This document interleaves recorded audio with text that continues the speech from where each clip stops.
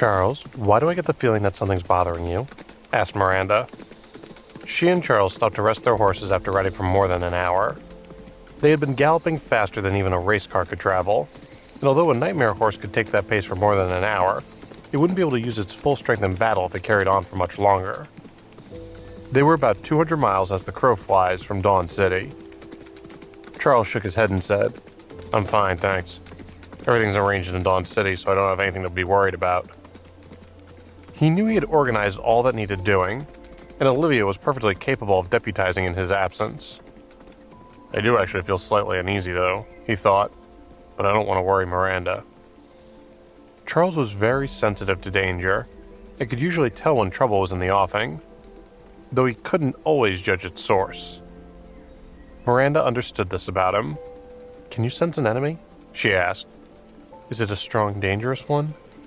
"Yes, that's right," he replied. Leonard had always been able to fight Charles and win, even after Charles had obtained the mysterious ancient book. And the start of Charles's previous life had been difficult. After the destruction of the survival base that he had painstakingly built, he had had to rely on himself and fight for everything. But he had made good progress since then, and he believed that he would be able to fight Leonard and win.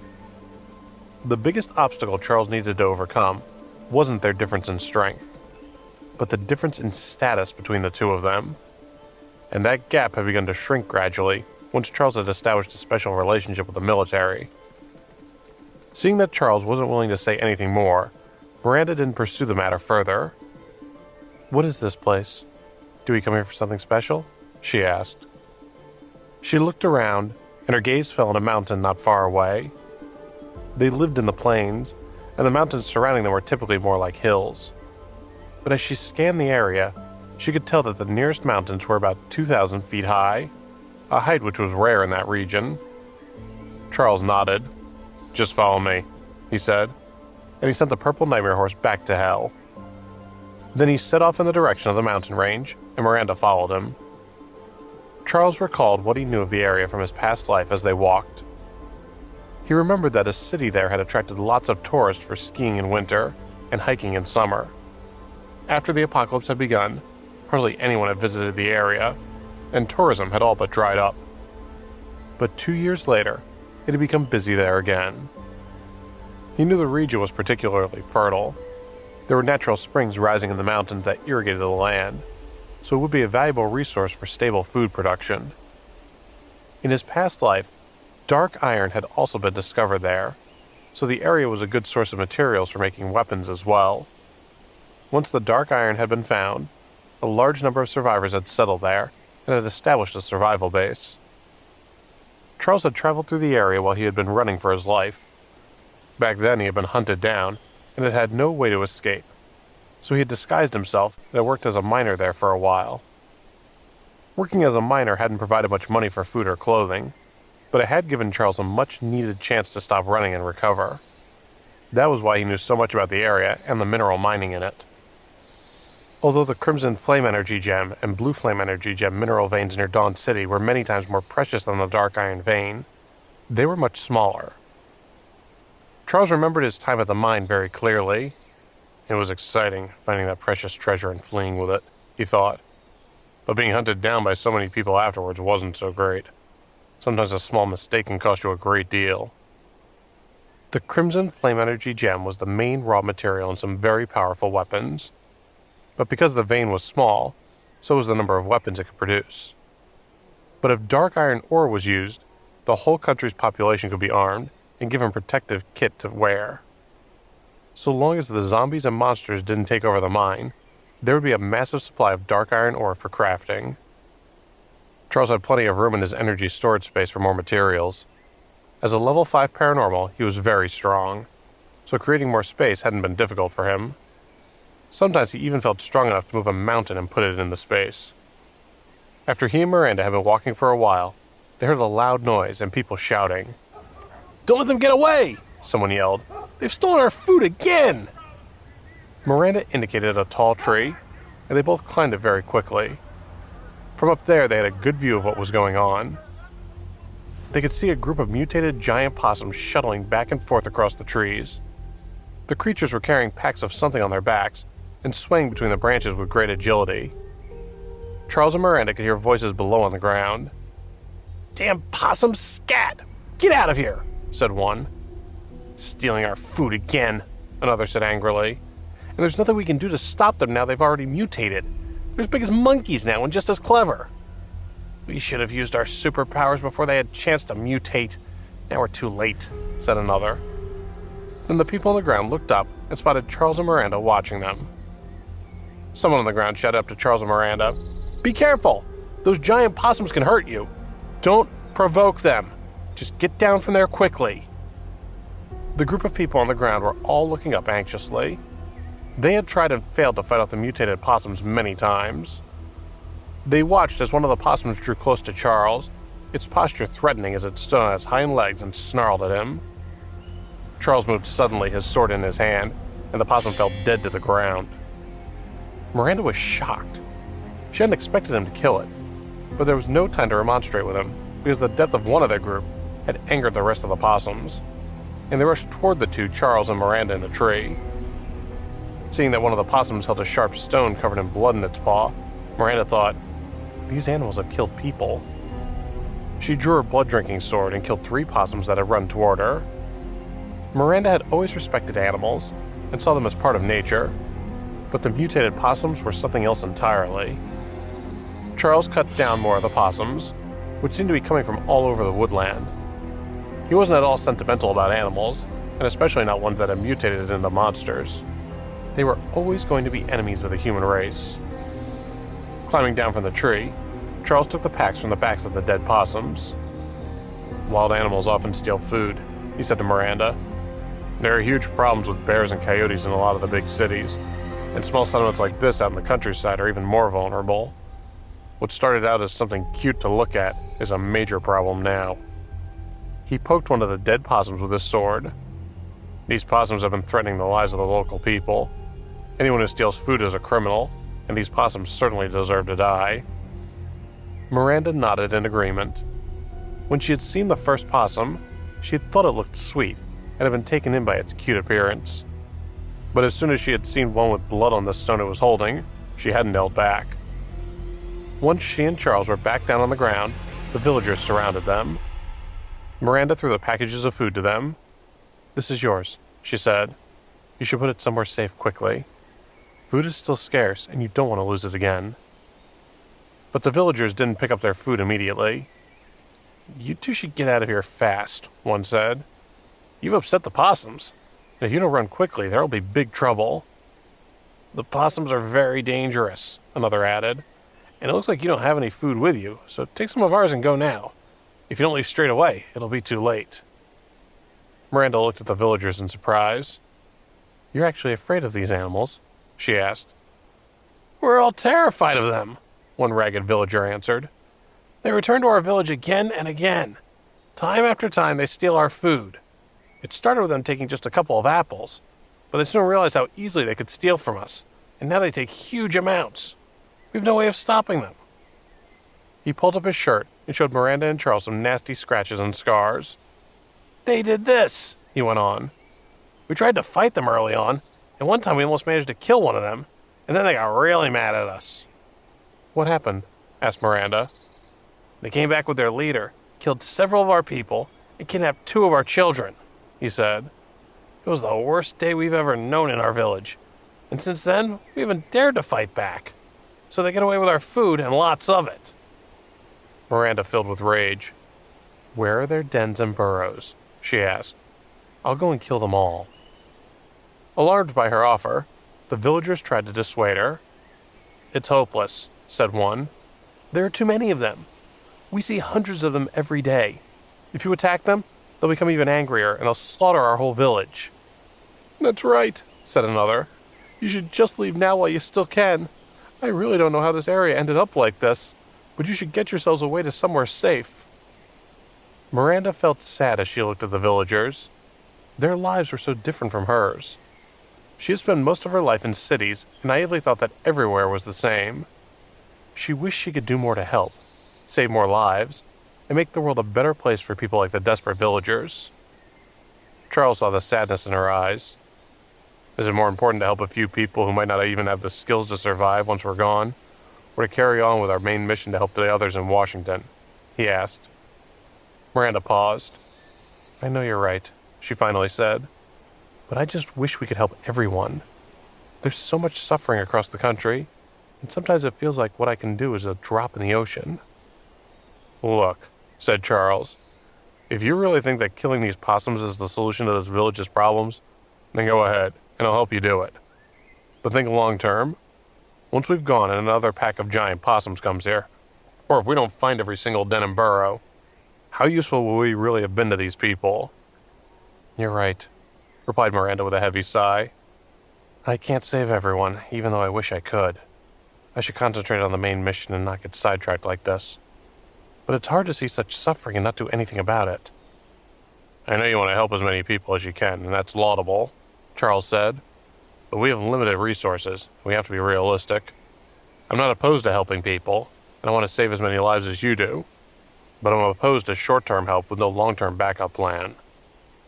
Charles was also a little concerned that because they had been traveling all day, Miranda was tired, and her judgment wasn't as clear as usual. But he knew her fundamental beliefs wouldn't change, and all he could do was show her how short-term help was ineffective without a long-term strategy.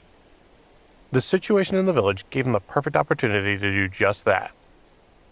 So he stood before the villagers and asked them, "Do you really think that you'll keep yourselves and your village safe by continuing to compromise with the mutated possums?"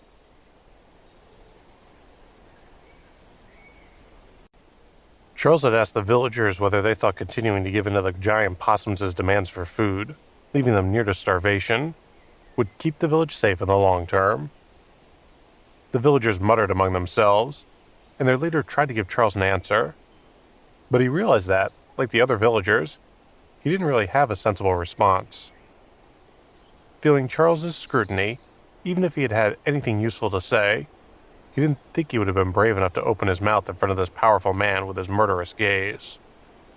He could recognize a battle-hardened warrior when he saw one, and he knew Charles was definitely one such person, as was Miranda, who was clearly prepared to hunt down all the possums and kill them.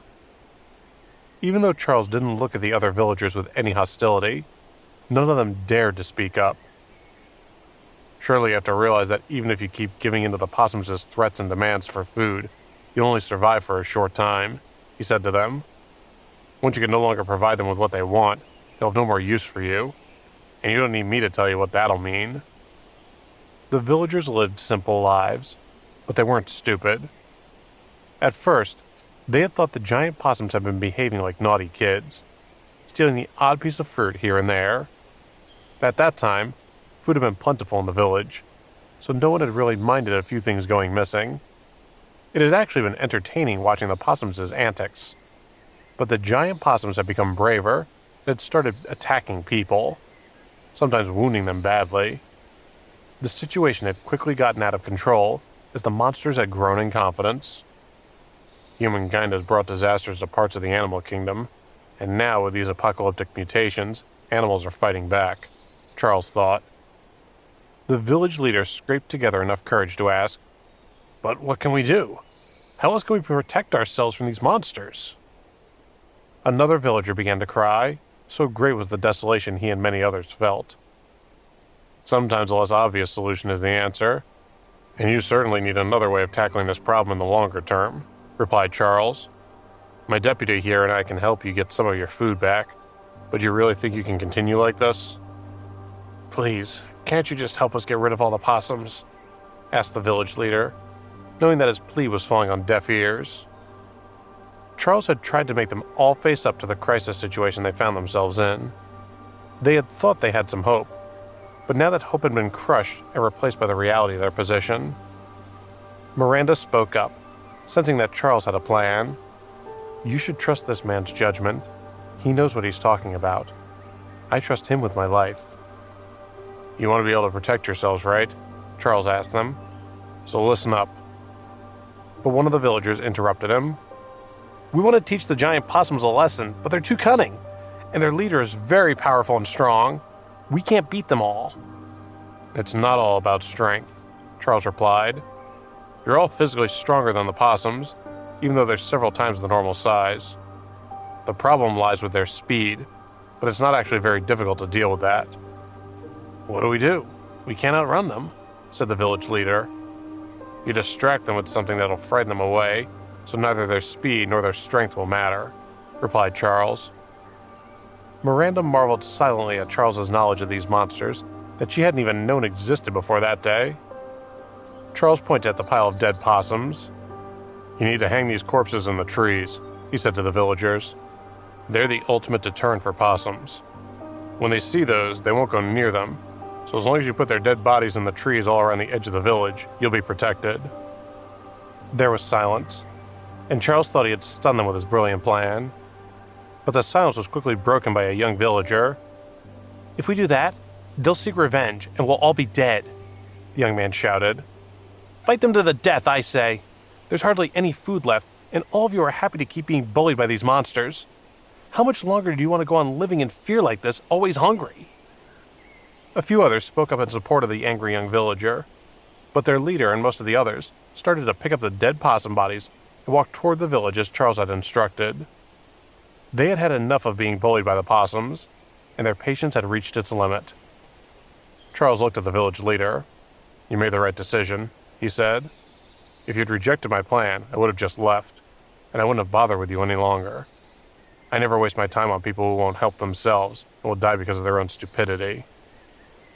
Miranda thought he sounded heartless, but she knew that he was right to tell it like it really was. They could only help people who could adapt to the changing ways of the world, and the world was changing fast. As if he could tell what she was thinking, Charles smiled at her. He knew she was the strongest of his troops, but she was also the one he worried about the most. Sometimes she was almost too caring regarding other people's feelings, and he could tell she had wanted to help the people of the village. Had she not been with me today, he thought, I wouldn't have bothered with these folks. At most, I'd have given them a few weapons. It's not really my business if they live or die, but I'll always try to help people who will adapt to new ways. When the villagers returned from meeting Charles and Miranda carrying lots of dead possums, some of the people still in the village were furious with them, thinking their actions would annoy the possum pack leader and stir up even more trouble. One young man who had followed Charles's advice held up a possum body. We're almost out of food, he said. If we don't do something about this problem, how do you think we'll be able to eat? We can't provoke the possums like that, someone replied. Our entire village will suffer. They've already taken 2 of our children. Some of the villagers were very distressed, but the young man went on. Our plan might fail, but at least we have a plan. If we don't do something, we'll definitely all starve to death. This way, we stand a good chance of staying alive and keeping our food for ourselves. The others who were carrying possums joined in supporting him, drowning out any argument. Charles and Miranda stood a little away from the villagers, not wanting to get involved in their argument. But some of the villagers who didn't like the plan saw them and surrounded them, accusing them of trying to influence people they didn't even know. Miranda was amused by their accusations. They won't stand up to the possums and fight them, and they don't dare to even go out when they see any near the village, she thought. And yet they're arguing with Charles, who could wipe them all out single-handedly. Charles couldn't care less what the villagers thought of him, but the village leader had realized what an amazing warrior Charles was, and thought his people's questioning of him verged on the suicidal. Look, the village leader said, these 2 brave people have gotten the last lot of stolen food back for us by taking on the possums. If it wasn't for their help, we wouldn't have anything to eat for the next few days. Is that what you want? Empty bellies and crying children? Just then, a huge group of giant possums leaped through the trees and rushed toward the village. But as soon as they saw the bodies of the dead possums, they screeched loudly and crouched down very still. The villagers froze in shock and waited to see what would happen next. One of the possums was 4 feet tall with a large clump of red fur on its head. When it saw the heap of possum bodies, it bared its fangs and brandished its claws. Some of the villagers who didn't like Charles's plan were angry and scared. It's your fault, said one of them. Why did you provoke them? Some turned and ran back to their homes. Miranda was surprised by their cowardice. Charles couldn't be bothered to waste more of his time explaining yet again why his plan was a good one, and the only one likely to work. and his frustration with the villagers boiled over. He punched the dissenters hard, flooring several of them in just a few seconds. The rest of the villagers were too frightened of him to move. What they hadn't realized was that only using his fists and not a sword was Charles's version of holding himself back. "You idiots," he shouted at them. "You don't have the guts to take on the possums, but you dare question the wisdom of someone who has more battle planning experience than you could ever hope to have, and who already killed several possums. What's wrong with you?" He let out a deep sigh and shrugged. "Well, have it your way. You want to deal with the giant possums, then go ahead and deal with them. What's the holdup?" No one uttered a word. "They're all afraid," one young man finally said, and several of the villagers glared at him. "You're very brave to speak the truth in front of your neighbors," said Charles. As the villagers stared angrily at the young man, Charles produced a large number of swords and daggers and armed the whole village. "Now you can choose," he said to them. "You can carry on giving in to the possums as threats, or you can pick up these weapons and fight them, as many of you said you wanted to do." The villagers were shocked to see a pile of top-quality weapons set out on the ground before them, as if they had been produced out of thin air. "Who are these two people?" one whispered to another. "How did they magically get all these weapons?" "I don't know," replied another, "but we better grab a sword and fight, or who knows what they might do." They picked up a sword each, and one of them rushed toward the possum with the red fur on its head. When the villagers had tried to fight back before, the possums had kidnapped two of the village children. One of them was the daughter of the man who was attacking the leader, and he wanted revenge. Ever since she had been taken, he had had terrible nightmares, and even though he knew he was no match for the possum's leader, he was desperate to avenge his little girl. Hatred fed his courage, and many more followed his lead, grabbing daggers and swords and running toward the other possums. The possum pack leader stared at the villagers with contempt, and then he picked up a large stone and sprang forward in the direction of the oncoming villagers.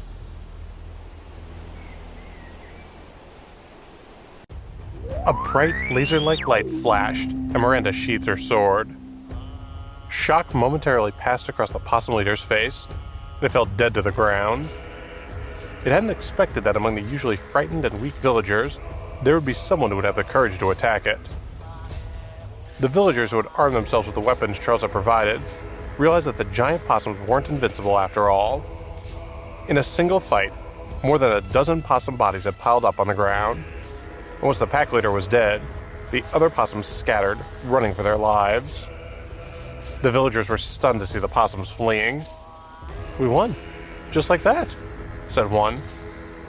"How have we let ourselves be bullied for so long by weaklings like that?" asked another. "It must be these special weapons," said the first. The swords and daggers that Charles had given them weren't top quality like he and his troops used, but they were certainly capable of killing a bunch of giant possums. But the villagers were worried that they wouldn't be able to win another fight without the weapons. "Even though possums are very agile, they're not nearly as strong as people are," Miranda said. "If we were to fight them barehanded, they'd scratch us, but that would be the worst they could inflict on us. I think you've all just been so frightened by the kidnappings and the possums as threats that you haven't been thinking logically about them, and none of you wanted to fight them alone." An older man carrying a dagger then approached the village leader. "You," said the leader. "You took that dagger, but I didn't see you trying to help in the fight with the possums. Why'd you run off when you grabbed the dagger from the pile?" The older man looked at the village leader. "Who said I had to fight the possums?" he shamelessly asked. "I took the dagger so I could defend myself. What's wrong with that?" The other villagers who had fought became livid, but they were all from the same village and knew they would have to see this man regularly, so they were reluctant to accuse him of anything and stayed quiet. Charles shook his head when he heard what the man had to say for himself. "What a spineless coward," muttered Miranda. Charles glanced at her and nodded. "The world has changed, and people who can't adapt to the new age won't survive," he said. "This coward is one of them." "I agree," she replied. She knew how important it was to Charles and to many of their colleagues in Dawn City to make a positive difference in the world through their brave actions, and she knew how much he despised a coward. Hearing a loud scream, they both turned to see a young man plunging a dagger into the older man's heart, killing him instantly. Several horrified villagers started to shout, asking why the young man had killed the older man. Miranda turned to Charles. "Interesting how the people criticizing their leader fled to their homes when the possums showed up," she whispered. "They're happy to criticize, but not happy to fight like he was." "Yeah," Charles replied. "And those who fought alongside him are up there supporting that young man now." "They don't look like they know what to say, though, do they?" said Miranda. The young man showed no fear in the face of the accusations being hurled at him by some of the villagers and stood his ground, still brandishing the dagger he had just used. "I'll tell you why I killed him," he shouted, silencing all those around him who were still yelling abuse at him. Some of them shuffled a few steps back, worried about what he might do next. "These two visitors gave us a fantastic set of weapons, the likes of which we've never had before," he said. "And that coward," he paused, pointing at the body on the ground near his feet before continuing. "That coward took a useful weapon for the purely selfish motive of defending himself. Did he fight with us? No, he didn't. Did he think about any of us risking our lives for the village? No, he didn't. Is there any difference between taking a weapon that's needed for fighting and then not fighting with it and just plain stealing a weapon? No, there isn't. On a battlefield, thieves are shot. Let that be a warning to all of you."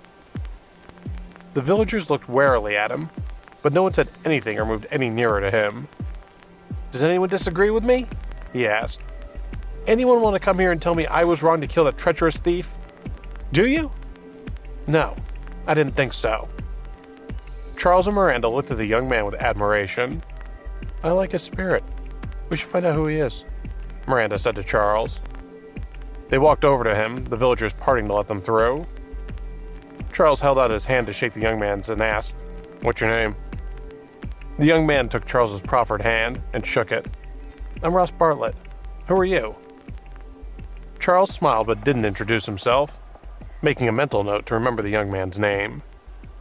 Miranda shouted at the villagers who had been hiding, "Come and join us. We understand that it's human nature to want to protect yourself in the face of danger, but you should remember one thing. This crisis isn't over yet. Think about it. If the possums come back or another danger crosses your path, who will protect you if you haven't at least tried to protect your neighbors?" Charles added, "She's right.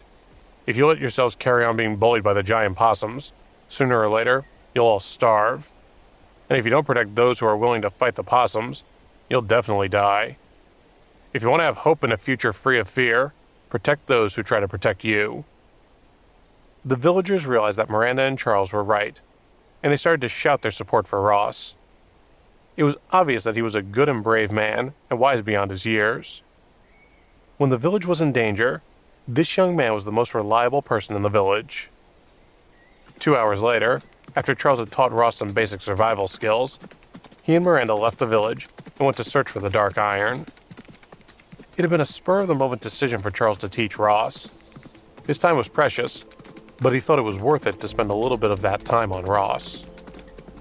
"Alice told me you turned away people who asked for your help several times," Miranda said to Charles as they walked. "She called you heartless, but I know you're not as unfeeling as you seem.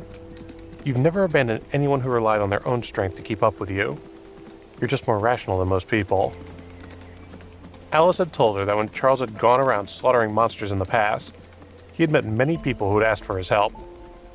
They had hoped he would lead them to a safe place, but he had ignored all of them, making it seem as though he didn't care about anybody.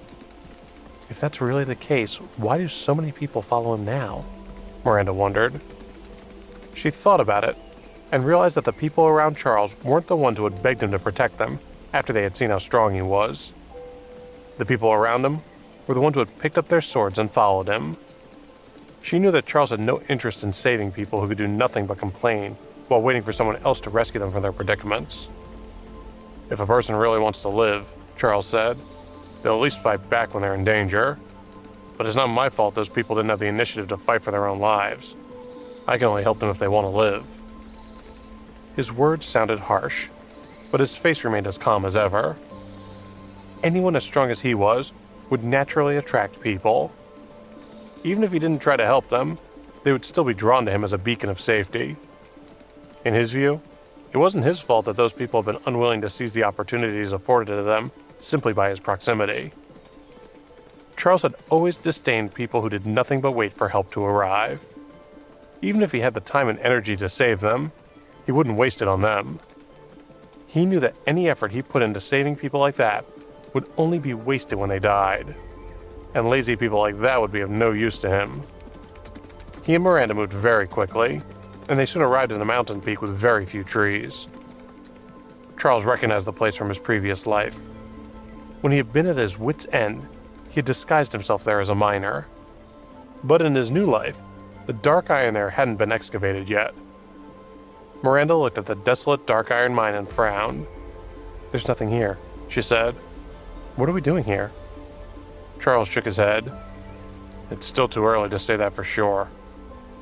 He took out the earth amulet. The ground shook, and a crack appeared in the earth. He reached into the crack and pulled out a stone the size of his head. Dark blue hellfire lit up his hand and burned the stone until all that was left was a piece of iron half the size of his fist. "Dark iron has already formed here," he thought. In the year before the apocalypse, the entire world had undergone tremendous changes, both to the earth itself and to the creatures on it. If the mineral vein had more time to fully form, then the dark iron chunks inside of it would grow as big as two of his fists. But Charles couldn't wait that long. He knew he had to seize every opportunity to increase his strength. Every second mattered. If Dawn City hadn't been so close to Montreal, he might have even considered establishing the survival base at this mine instead. But that didn't matter anymore. No single force could fully control the dark iron mine because the deposit was too big. Besides, dark iron wasn't actually a rare material. In a year or so, it would be as common as ordinary steel had been before the apocalypse. Charles only needed to get enough dark iron for himself. He needed to use it to make even more precious weapons if he wanted to be considered elite.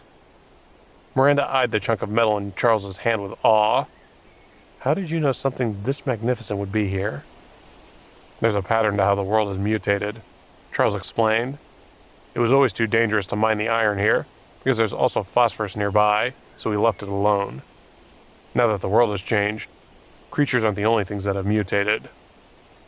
Although he and Miranda were very close and trusted each other, he wouldn't tell her about his rebirth.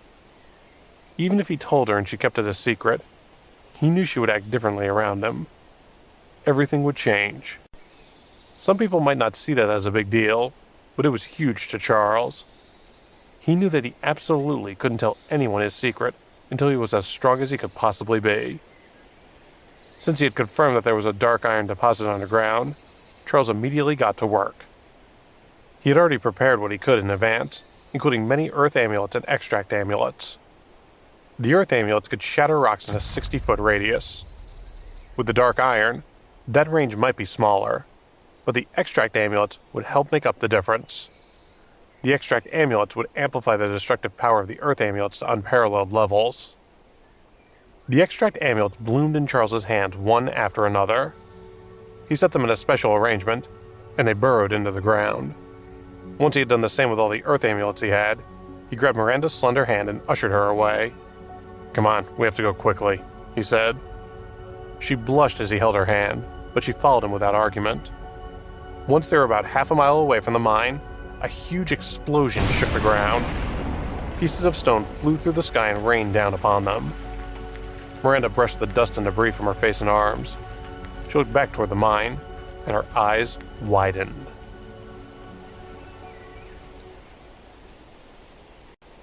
"How is this possible?" Miranda asked in shock.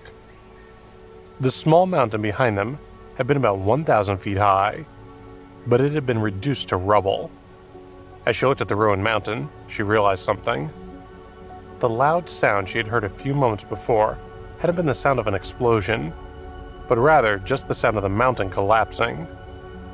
The earth amulet's purpose was to cause internal damage. It would form spiderweb-like cracks within the stone, and then destroy it from its core. The earth amulet itself wouldn't cause an explosion. Once the rocks had been destroyed, they would collide with each other and create quite the commotion. As Miranda looked at the destruction, she felt a bit powerless once again. every time she got close to Charles, he would prove that he was even stronger than she had thought. She worried that all that power would make the people around her doubt whether Charles still needed her. Compared to the terrifying power over nature he had just demonstrated, she felt worthless. With the mountain shattered to pieces, it was easy for Charles to start collecting the dark iron. The only difficulty was that he had to keep activating his energy storage space, which required a lot of soul energy. But being the mayor of Dawn City had given him many advantages.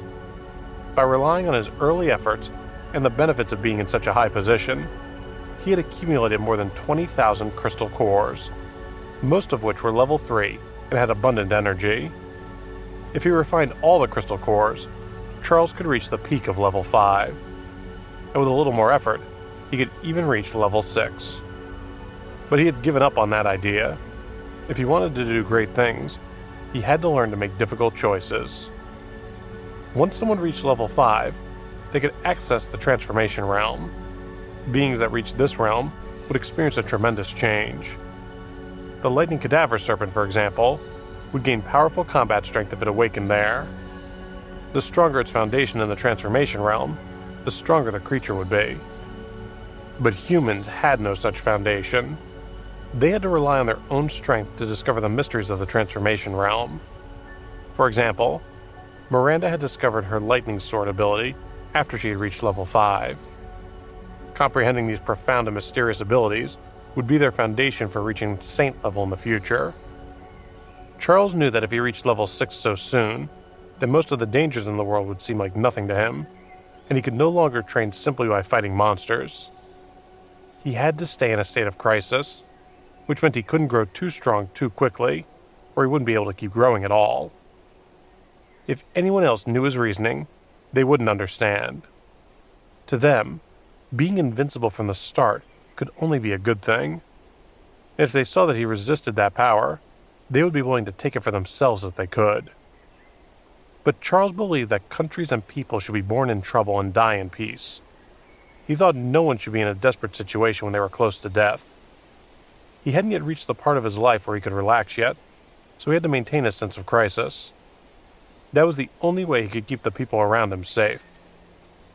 As Charles placed the dark iron inside his energy storage space, the dark dwarves became unusually excited. They didn't relish being used as a tool by others, but their worst fear was having no value at all. Their greatest skill was forging, and their lives in hell had been so difficult because they had lost their value.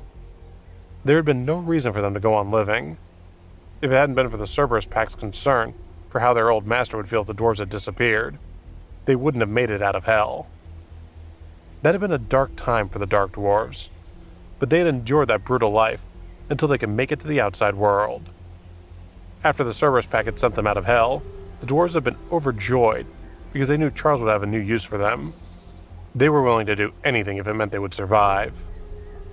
Since Charles had placed the dark iron into his energy storage space, that gave the Dark Dwarves a chance to prove their worth.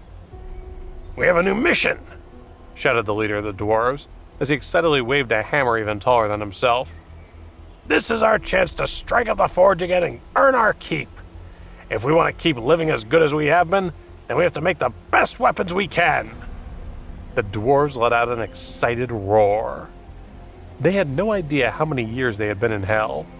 In their memories, it felt like they hadn't had a full meal in their entire lives. Many of their kin had starved to death in hell.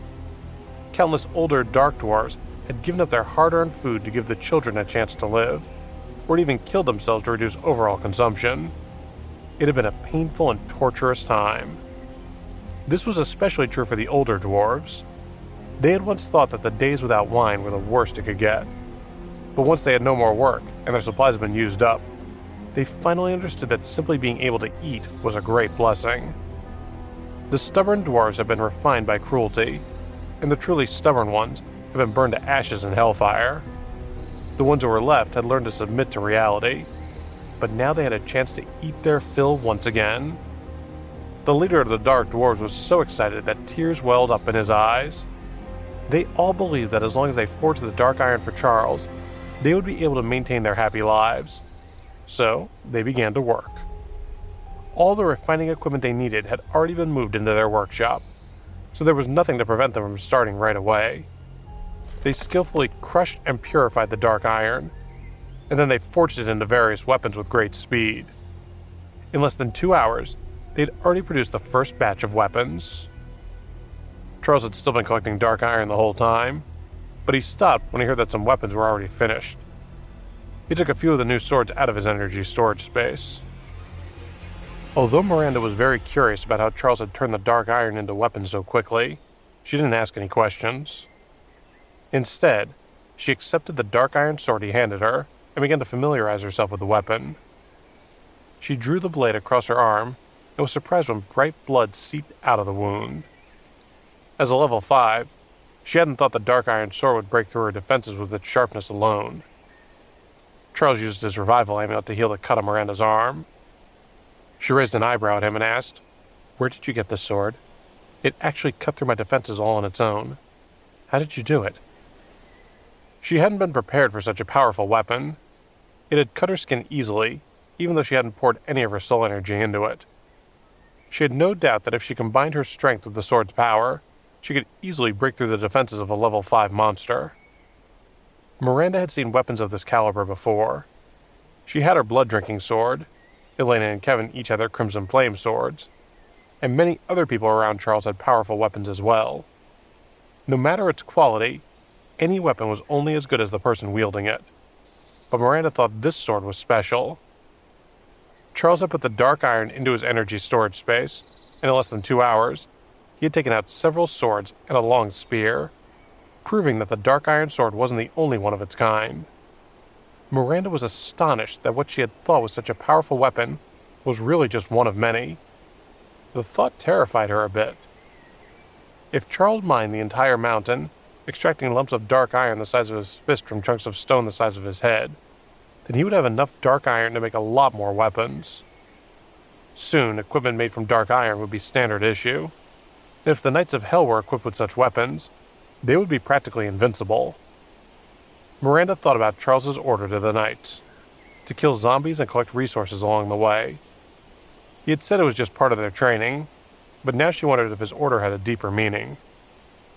Charles flicked the blade of one of the dark iron swords with his finger, making a crisp pinging sound. He smiled with satisfaction that the Dark Dwarves had done their job well. Their skill at forging matched their reputation. In his previous life, a sword of such high quality hadn't been forged until the 3rd year of the apocalypse. Anyone capable of making such a powerful weapon was a master smith, and Charles knew their skill would be coveted by all. He couldn't allow the Dark Dwarves to forge weapons for any of his enemies. Not only was the dark iron great for making weapons, but it was also very sturdy, making it the ideal material for armor as well. With slightly different forging methods, it could be used for both. An idea formed in Charles's mind. He could have the Dark Dwarves forge a set of light armor and a set of heavy armor for each of his knights to use in different types of battles. He didn't have too many knights to equip, so there was plenty of dark iron to give them all excellent weapons and armor.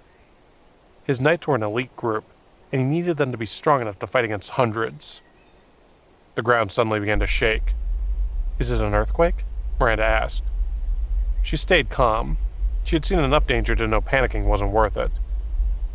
A trace of surprise flickered across Charles's face as a giant lizard crawled out of a hole in the ground. It was over 30 feet long and dragged its heavy body toward them. Its phosphorus scales reflected the light like metal. "It's an iron lizard," Charles said, raising his dark iron sword. "Cover me. You're better at attacking from a fixed point, not chasing down large monsters." Then he strode forward. Miranda nodded, knowing that he was right. She was best at using the lightning sword to kill, but she wasn't discouraged that Charles wanted to take the monster on alone. The huge iron lizard opened its mouth and bit at Charles, who dodged the attack easily. Then he drove his dark iron sword into the lizard's eye. The lizard's entire body was covered in scales as hard as armor. Its abdomen was a weak spot, but it wasn't likely to expose that weakness during a fight. But Charles knew that most creatures were also vulnerable in their eyes, nose, and ears. Once he had pierced the iron lizard's eye with his dark iron sword, he stood on its head and twisted the weapon, driving it further into the lizard's skull. the monster let out an intense shriek of pain and jerked its head to shake Charles off. But it wasn't dead yet. Charles landed, turned around, and pulled out a crimson flame sword he had forged. The iron lizard swiped its claws toward Charles, but he used that as an opportunity to jump onto the monster's back. The lizard's huge foot hit the ground hard, stirring up a cloud of dust. Charles clung tight to the lizard's neck and plunged the crimson flame sword into its other eye. Blinded by the attack, the creature let out a shrill cry and writhed on the ground. As miserable as it sounded, Charles and Miranda felt no sympathy for the creature. If Charles hadn't overpowered it, the lizard would have eaten them. They both knew that in a world where the strong preyed on the weak, those who attacked first prevailed. Charles sensed that the iron lizard was weakening, so he didn't attack it anymore. There was no one around who might try to steal the monster's corpse from him, so waiting for the lizard to die was the most economical option. While the iron lizard squirmed and twitched, Charles explored the hole it had crawled out of. There, he found a dark iron tablet. It was 2 feet square and engraved with ancient writing. Even though the writing didn't use characters from any known language on Earth, anyone who looked at the tablet would be able to read the words. It said, "The dark iron tablet from the underground demon city. All living beings must obey this decree." Charles's face lit up in excitement as he took in the familiar sight of the dark iron tablet. "I've finally gotten you again," he whispered. He was so powerful that very few things excited him in a way that he couldn't hide, but the dark iron tablet was one of them. It wasn't very useful to him yet. At most, it could serve as an indestructible shield in battle. But in a few years' time, tablets like it would become a supreme treasure. Possessing one of them would make him one of the most powerful people in the region. Acquiring a dark iron tablet had been a turning point for Charles in his previous life. It was how he had been able to go from poverty to great riches. But it was also one of the reasons he had died. The dark iron tablet was precious to him, but he would have to wait to use it. Until then, the most important thing to him was the treasure underneath.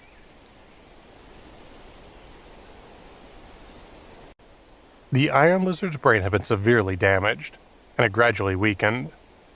After struggling for a while, it finally fell to the ground and didn't move again. Charles refined the energy from its body. The lizard had been a level 6 monster, and the amount of soul energy it gave him further increased his strength. The higher the level a person reached, the slower they leveled up. And leveling up required an even greater amount of soul energy for Charles than it did for an ordinary person. So it was very difficult for him to increase his strength by even a small amount. After absorbing its soul energy, Charles put the iron lizard's corpse into his energy storage space. When the dark dwarves saw the corpse, they cried out in excitement again. "An iron lizard!" the leader called. "Its phosphorus scales can be made into extremely hard armor, and once we extract its bones, we can use them to make a tough spear. This is our chance to prove ourselves by forging the best weapons possible." Charles tossed him a red horn and said, "Use this as the spearhead." A spearhead made of dark iron would have been very sharp, but it wouldn't have satisfied Charles. He wanted them to forge weapons with only the best materials. The red horn was from the nightmare horse Charles had defeated. Despite the creature's failure to awaken its full bloodline power before its death, the horn was still very powerful. If the dwarves used the red horn as the spearhead, the weapon would be strong enough to pierce through even a level 7 iron zombie, or a level 8 hive queen, and Charles wouldn't need to upgrade his combat equipment for a long time. After telling the dwarves exactly what kind of armor to forge, Charles went back to collecting dark iron. When he had obtained the dark iron tablet in his previous life, he had felt as if he had found a supreme treasure. But he had later found out that the tablet was only one of the keys to opening the dark iron treasure. He had never gotten the treasure itself, and he regretted that. Although the mysterious ancient book had a plethora of knowledge, it hadn't brought him any wealth. He knew he had to build wealth by himself. Charles thought that if he could only get the dark iron treasure, he would be so powerful that no one would ever dare betray him. The commotion they had caused at the mountain attracted some wild beasts, but Miranda dealt with them all. As Charles collected more and more dark iron, the hole he was digging grew deeper and wider, giving him a better view of what was underground. He dug for more than 10 hours. The sky darkened and more wild beasts arrived, but he still didn't give up. At last, he found a cave that the iron lizard must have come from. Inside was a long spear, a scimitar, a dagger, a mirror, a shield, a walking stick, and a flag. After collecting these items, Charles used his soul energy to check the ground. He could tell that the dark iron treasure hadn't been opened yet, and he had just found all the keys.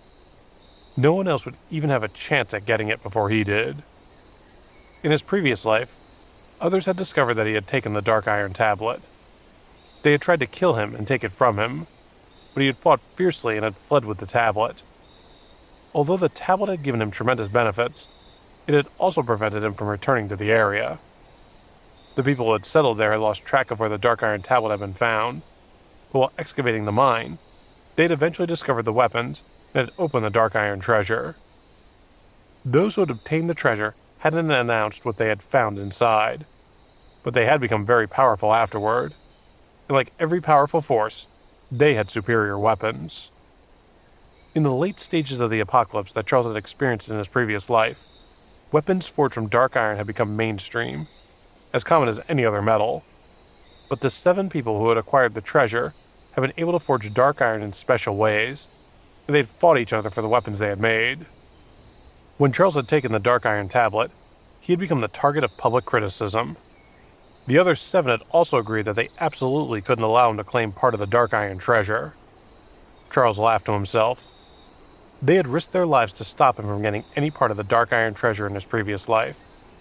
But now, he would have the entire treasure to himself. He put all the dark iron weapons he had found into his energy storage space, feeling a surge of excitement. He possessed all the keys to the treasure, and no one else could so much as fight him for them. If getting the treasure was a race, he was the only one in the competition. He didn't care if he still had to find a lot more items before he could open the treasure. If he gave the items he found to his own people for safekeeping, everything would be fine. He knew from his previous life that the dark iron treasure was safe from theft, and killing to obtain it was forbidden.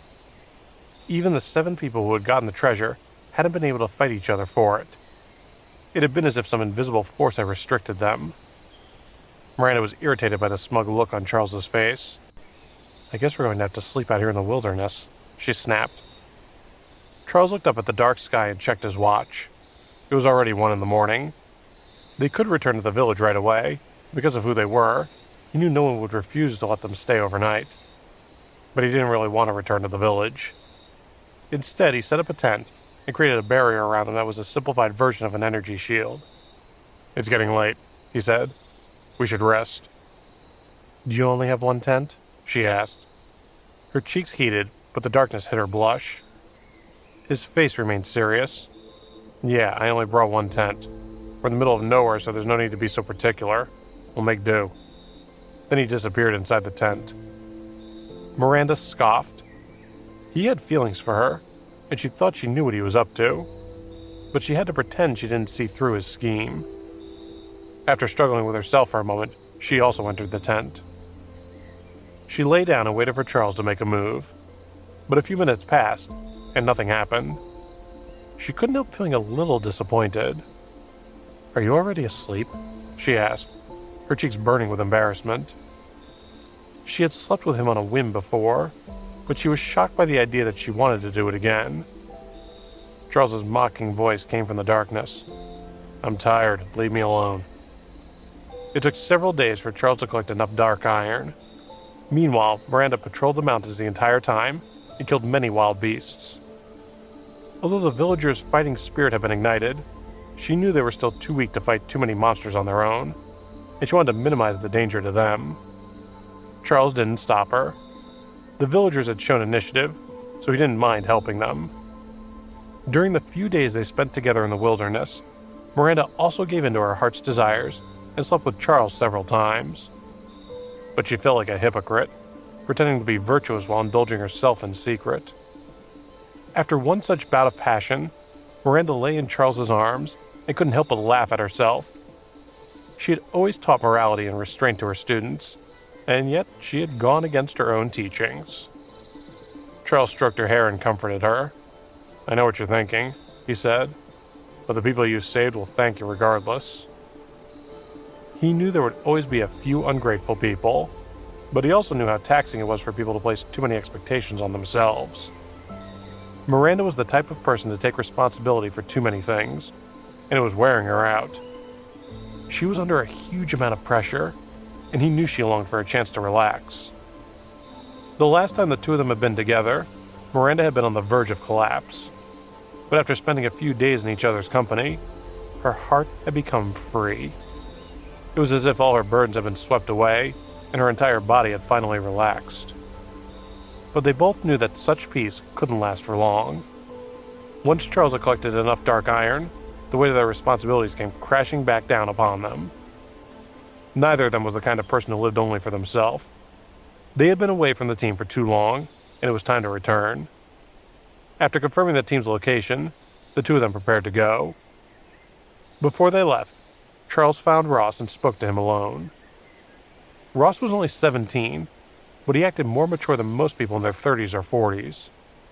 In only a few days, he'd become the leader of the village and had rallied everyone to build a defense system against their enemies. After the people in the two nearby villages had learned about this plan, they had decided to join them and fight side by side. Ross had gotten approval from those who had fought against the mutated possums, and they had formed a powerful circle of protection. Charles had noticed Ross's leadership skills, so he decided to reward him with some weapons. Ross looked around at all the weapons with excitement. "There are so many!" he exclaimed. He picked up a bow and tested it, but it was so firm that it hurt his fingers. Charles pointed at a hammer, an anvil, and a furnace. "These are the most important items here. You should regard them as the most precious." "Forging equipment?" Ross asked. "But I don't know how to use this stuff." He scratched his head in embarrassment. Although he pretended to be dignified in front of the other villagers, he was still shy in front of Charles. He knew that his abilities were nothing compared to such an expert. "Weapons are destroyed in battle, and food gets eaten," Charles said seriously. "The most important thing you can do is learn how to make more resources. These weapons will be helpful for you for a little while, but there are only so many, and when they grow dull or break, what will you rely on then? But with that equipment, you can forge your own weapons. The weapons you make at first might not be very strong, and you'll probably waste a lot of dark iron, but it'll be a greater benefit in the long run." Cold sweat broke out on Ross's forehead. "Thank you for that reminder. I hadn't thought about it like that." He'd been so preoccupied with organizing the survivors in the village that he had completely forgotten that they still needed to work for their own resources. "Listen," Charles said, handing Ross a token. "You can use this to contact me, but don't expect me to come to the rescue when you're in danger. I help people in exchange for something of equal value. If you want my help, you have to pay a fair price. That's the best I can do." Ross accepted the token with a solemn expression. He knew how important the token was. Although Charles wouldn't help him for free, he still felt lucky to even have an opportunity to pay for help from the great man standing in front of him. If he played his cards right, he thought he might be able to turn the tables the next time he was in a desperate situation. Charles also handed him a map. "This is where you'll find the dark iron," he said as he pointed to a particular spot on it. "You can take the villagers there to mine it and use the furnace here to refine it. Then you can forge your own weapons to protect this place. But even this information has a price, and if you want to be able to use the token to ask for my help in the future, then you have to agree to pay this price first. Then asking for my help will be your reward." "What's the price?" Ross asked nervously. He knew he couldn't go back on his word, and he suspected that if he didn't pay the price for Charles's help, then Charles would take back everything he had given him. Charles smiled and shook his head. "Everyone has a scale for these kinds of things in their hearts. When it's time, you'll know what the price is." Then he left and found Miranda. They summoned their nightmare horses and sped off into the distance. Ross watched them depart with a look of determination in his eyes. He vowed to become as great a man as Charles was. "No matter how bad things get," he thought, "I'll protect my village and keep my family together." Charles didn't know about Ross's ambition, but if he had, he probably would have laughed it off. In the post-apocalyptic world, many outstanding leaders had died, and disaster had come for countless heroes. Charles had seen many examples of this in his previous life. Lewis had been a dazzling soldier, but he had died before he could even learn how to use his awakened powers. Archer had obtained the 9 Water Mansion tokens and had received the final artifact, and he'd had a bright future ahead of him. But he had gone astray, and his death had been his own fault. Because of experiences like that, Charles had only helped people in his previous life on a whim if he had thought he could get something valuable in return. After an hour of traveling, Charles and Miranda saw a familiar figure ahead of them.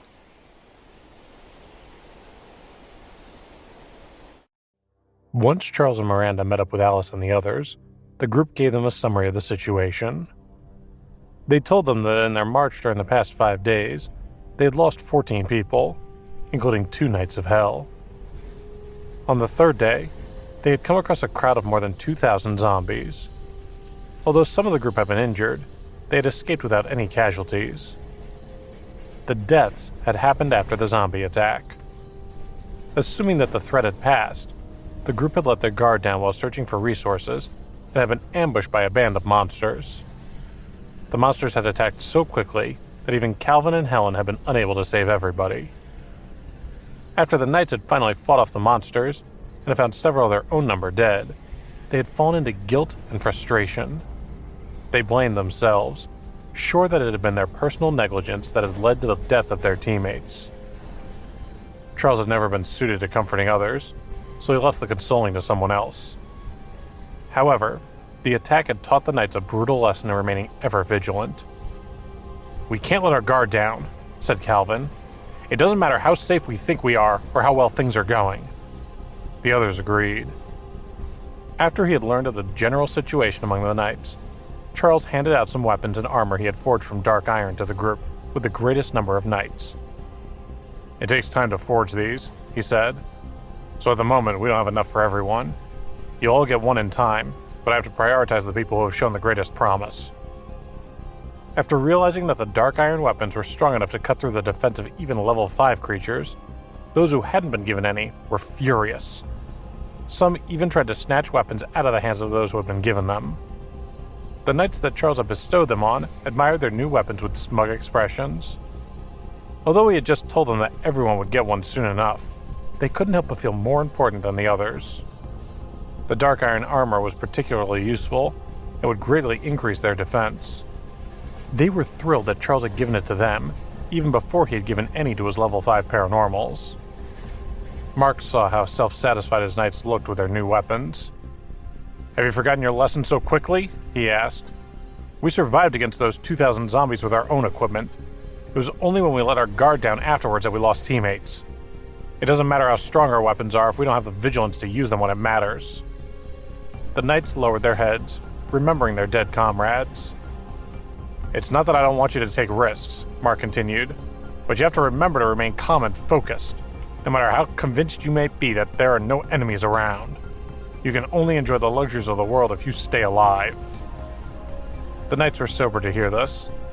They had been to hell and back, and it could hardly be said that they lacked courage. But courage and caution were 2 separate skills, and they needed one to foster the other. They knew that they had the bravery and skills to fight in battle. However, their teammates hadn't died on the battlefield, but in a surprise attack after they had thought the battle was over. It was a difficult reality to accept. Charles was relieved to see Mark lecture the knights. In his opinion, Mark's charisma and authority when giving direct orders would have easily distinguished him as a legendary general had he been born in ancient times. Modern warfare had changed the function of a military commander, which had meant that such skills had gone unused for a long time. Charles was glad to see that, with the apocalypse demanding a more traditional approach to leading an army, Mark had found his time to shine. Although they had lost some members, the knights had also saved some people along the way. They had handed most of them over to the military's care. At each stage of their journey, there had often been a military outpost nearby, and even when there hadn't been, the knights had been able to shepherd the people they had saved on their 2 horned horses. The army troops that had traveled north had also saved some survivors. Some of these had joined the army's logistics division, while others had been trained in survival skills. In the post-apocalyptic environment, it was easy for the army to increase its numbers. Because the military could be counted on to feed and shelter its soldiers, it naturally attracted a lot of recruits. many of whom had known starvation and poverty and were more than willing to risk their lives in battle if it meant they would be given regular meals. However, because the Army's resources were limited, they didn't have the scope to allow absolutely everyone to join.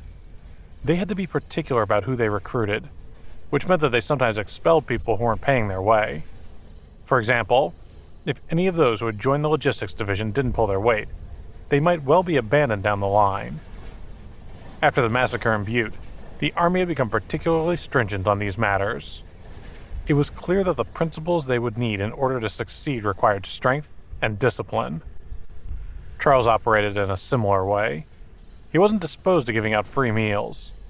To stay on his team, everyone had to work together to set up tents and take turns patrolling. And in battle, it wasn't enough just to fight off the opposing side. He also expected his followers to gather as many resources as possible from their fallen enemies. In other words, being one of Charles's followers was a full-time job. Anyone who thought that they could take advantage of his protection without giving anything back would soon find out how naive they were. Once he was up to speed with events, Charles used one of his tokens to contact Olivia and find out how things were going in Dawn City. "Everything's fine," she said. He took her at her word, trusting that she wouldn't lie to him. "I have a question, though," she added. "There are a lot of people on our survival bases who have been using the genetic enhancement serum. Should we be promoting it on a large scale and giving it to everyone in Dawn City?" Charles thought for a moment. "Carry on selling it," he said. "At the same time, advise people to only take the one dose. There's no need to punish anyone who goes against this. After all, we might learn more about its risks that way. But until we do know more, make sure that at least none of our core members take more than one dose. Add some instructions on each bottle of serum, warning people only to take the one dose," Charles said to Olivia. He was thinking of Tina, who had absorbed many vials of the serum to increase her strength and give her access to more soul energy. She had taken too much, though, and had turned into a zombie, and she had needed zombie serum to reverse the change and save her life. A higher dosage would likely have killed her outright. A strong body and mind were needed to counter the serum's powerful side effects. Even a slight overdose could turn the person into a zombie, or some other beast, as had been the case with Tina. "Using the serum to increase your strength is incredibly risky," said Charles. "On the other hand, without that strength, it'll be difficult for people to protect themselves. So I'll leave it up to each individual person to decide what they want to do." He ended the call and lowered the communication token, sighing quietly. The serum was developing much faster than it had done in his previous life. This was because the environment was much more desperate in his new life, demanding greater creativity and innovation to find ways of winning against the zombies. The use of the serum wasn't the only thing that was proceeding faster in the new timeline. Charles had also noted that the large-scale popularization of martial arts techniques had come about 4 months earlier than in his previous life. Over the next few days, he and his knights traveled onward. At that time of year, the nights had begun to set in early, and as it was too dangerous to travel in the dark, their progress was slowed. 3 days after Charles had joined the group, Lewis came to find him. "I wanted to see you before the army set off," Lewis said, "but I never had the chance." Charles could tell that he was in a hurry. "I wanted to ask you 2 things," he continued. "First, I want to buy a set of dark iron armor from you." The request didn't surprise Charles. He had already equipped 4 teams of knights with dark iron armor, so it wasn't surprising that the army had caught wind of how useful it was. He was happy to sell the armor to the army. Because dark iron would become very cheap in the future, he knew that he needed to make the most of its value while it was still considered a precious resource, and he was the only one able to profit from it. The same thing had happened with steel, which had been very valuable at the beginning of the Iron Age, but had dropped in value at the turn of the Industrial Era. In the Apocalypse, the value of good equipment was second only to that of food. In fact, without good equipment, one might not even be able to obtain food in the first place, or defend it from others. "Okay," Charles said. "I'll sell dark iron equipment to you at a 60% discount, on the condition that you aren't allowed to resell it. If you want to trade with the rest of the military, you need to inform me in advance." He brought Lewis and some of his soldiers to the spot where he was keeping 30 greatswords, 10 longswords, and 5 sets of armor, all forged from dark iron. "You have to understand that I can only work so fast and only make so much equipment, and I need to prioritize my own people," he said. "When they're all fully equipped, I'll be able to focus more on supplying the army." "What's your price?" asked Lewis. Although Charles rarely met with Lewis, he had been trading with other people in the army for a while.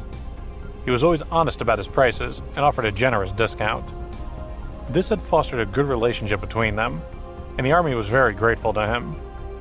Although its soldiers were able to make their own weapons from the bones of zombies and wild animals, they were lacking in high-quality equipment.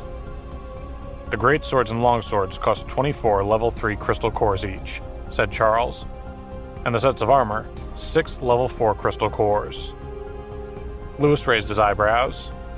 "That's too expensive," he said. "Could you go any lower?" With food being so expensive, spending so much on equipment posed a difficult trade-off. "It's expensive, sure," said Charles, "but with these weapons you'll be able to take on even level 5 enemies. You'll be able to kill higher-powered enemies, and you'll need less time after each battle to recover." His expression suddenly darkened. "I know it's a steep price, but that's why I gave you the 60% discount. Please understand me. I have many people on my side, and I'm not desperate for customers. If you insist on haggling, I'll start demanding not just your crystal cores, but your food." Lewis shut his mouth. He knew how desperate the army was for quality weapons, and that he needed to do whatever he could to keep Charles as a supplier.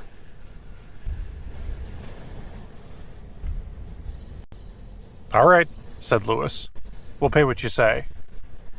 He turned to his soldiers, ordered them to count out the necessary crystal cores, and arranged for them to load up the equipment.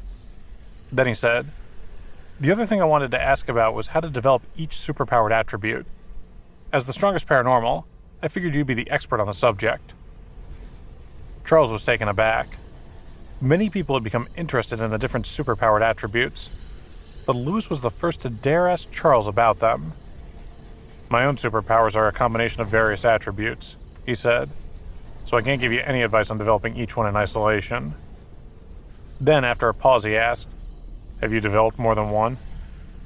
He knew that for ordinary people, developing several attributes at once would limit their development in each one.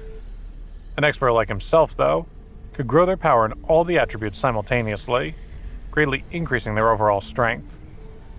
"I've already developed 4 types," said Lewis. "Fire, light, wind, and lightning, in that order. I've made some progress in developing earth, too, but it'll take a while. My focus at the moment is to develop several attributes together." Charles knew that Lewis wasn't trying to show off, but rather was genuinely approaching him for his advice as the expert in superpowers. Many great leaders and thinkers had died in Charles's previous life, with Lewis among them. Charles realized that if he could help Lewis in this life, not only would he owe him a favor, but he might be able to keep Lewis alive and install him in Montreal. Charles wasn't a jealous person, especially of someone like Lewis. He didn't mind helping Lewis out if it would benefit him in the future. He took out the ancient mirror that had been among the treasures he had dug up in the mine. "This is the Mirror of Heaven," he said. "It can help you develop water and earth powers, but I'm not giving it to you to keep, just to borrow. After you've developed your earth, water, fire, and wind powers, I want it back." The mirror had many other uses. In addition to giving its wielder power over the 4 elements, it could aid in detection and protection. Charles was so advanced by that point that he could do all these things without the mirror's help, so he was happy to let Lewis keep it for the time being. Lewis took the mirror. "Can it help develop all attributes?" he asked. "Is that how you managed it?"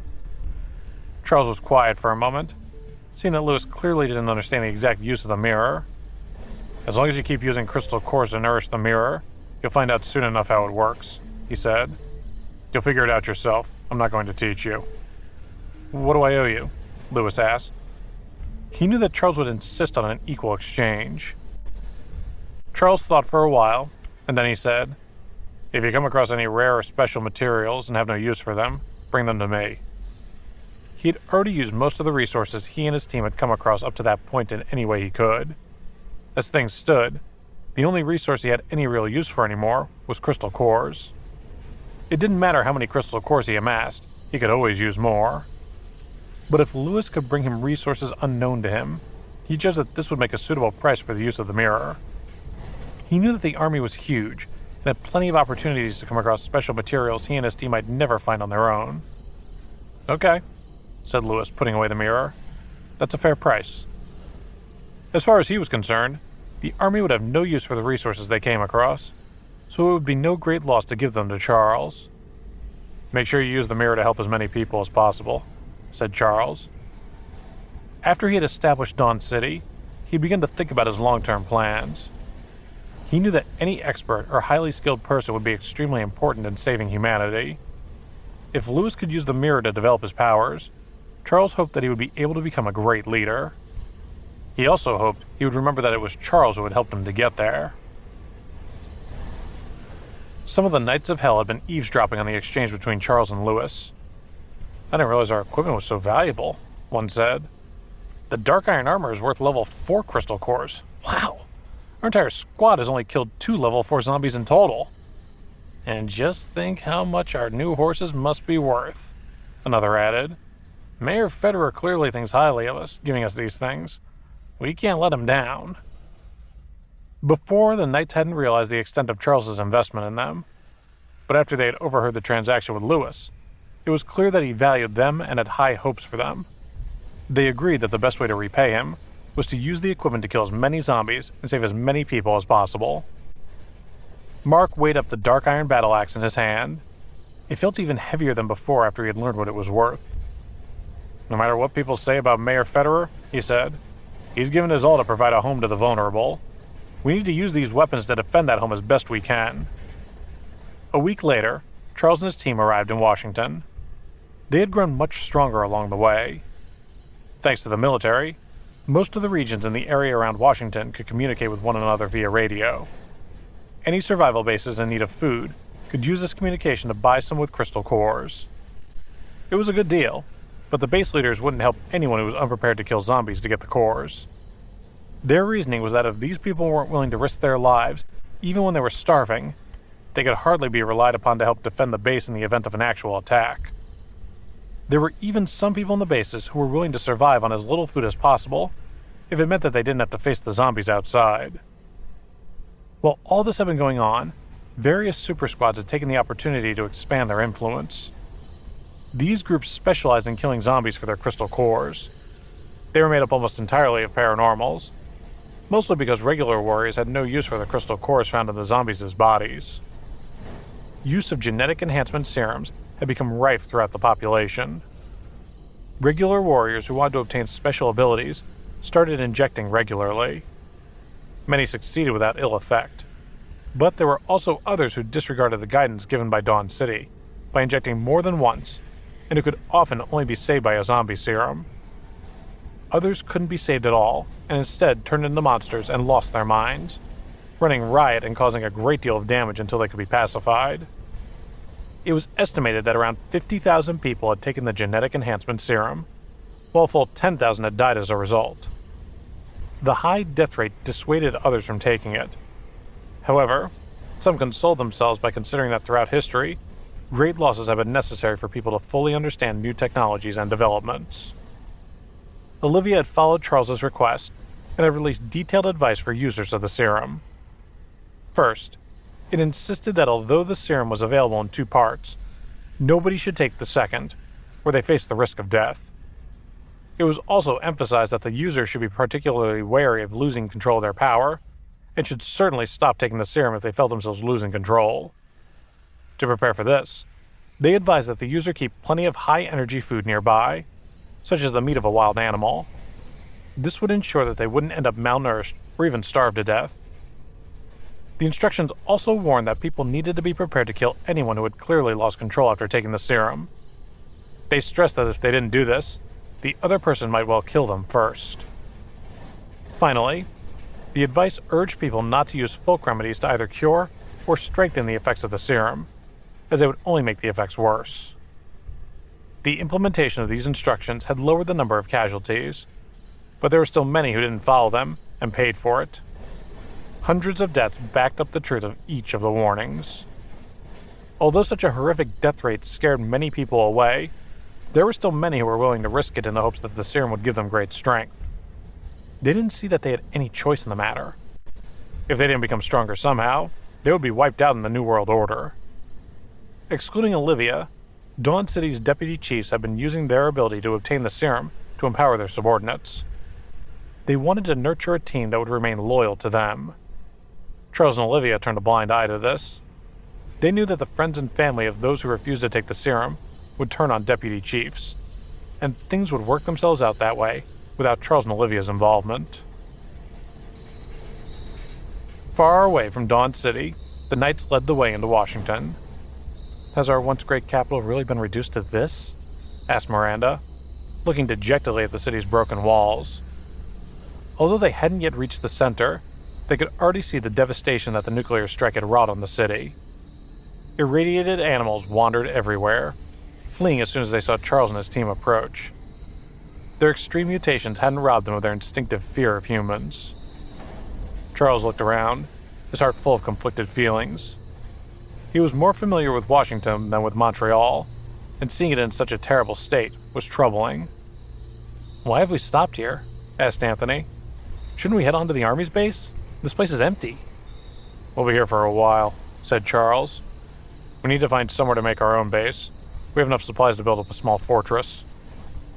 His followers had absolute trust in his judgment, so they agreed to his plan without question. "Remember this place," he continued. "This will be our meeting spot. Go and find your family or friends or whoever you came here for. But come back here every 3 days to make a report, and remember to be careful." "Is Washington really that dangerous?" asked Miranda. A few of the knights murmured among themselves. "I thought the army was in control here. Surely they've got everything under control." "Yeah, how can this place be all that dangerous?" It wasn't that they didn't trust Charles, but that they couldn't believe there could be any serious threats in a city where the army had such a strong presence. If even Washington wasn't safe, they had to wonder if anywhere in the world could be. "It's a simple deduction," said Charles. "If the army in Washington is as strong as they've led us to believe, why would they ask for our help?"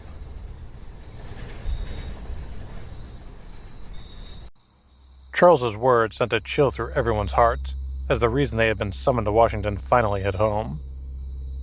Although they had spent the journey thinking only of finding their loved ones, the actual reason they were there was to support the army. If the army really was capable of stabilizing the situation in Washington on its own, it didn't make sense that it had also asked for help in Montreal. "Don't worry too much," said Charles. "This is still the military's territory. Even if you come into any trouble, you'll be able to call on the army." After he had decided on the group's meeting spot, they set up camp. Dale used his earth powers to set up their walls, slamming his fist into the ground and sending pillars of stone rising into the air. Then, the knights in charge of logistics began to set up tents in rows and to arrange patrols. The work was done with extreme efficiency and no complaints. Anyone who might have been given to complain had been expelled from Dawn City long ago. The remaining members tried not to think about where those people were, if they were still alive, or if they had been killed by zombies or wild beasts. After more than a dozen people had been expelled in this way, the others had learned not to ask questions and remain obedient.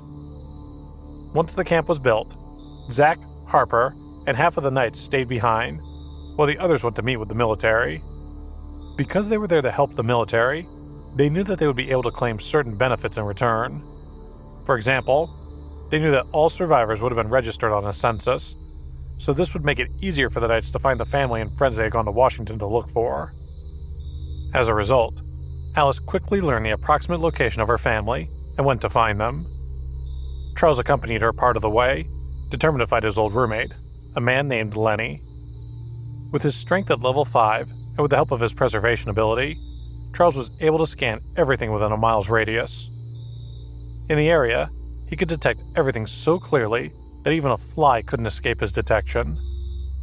Doing so consumed a lot of soul energy, so he rarely made use of the ability. But he was looking for a specific person in unfamiliar surroundings, so he decided to utilize all his abilities. Half an hour into their search, Alice and Charles parted ways.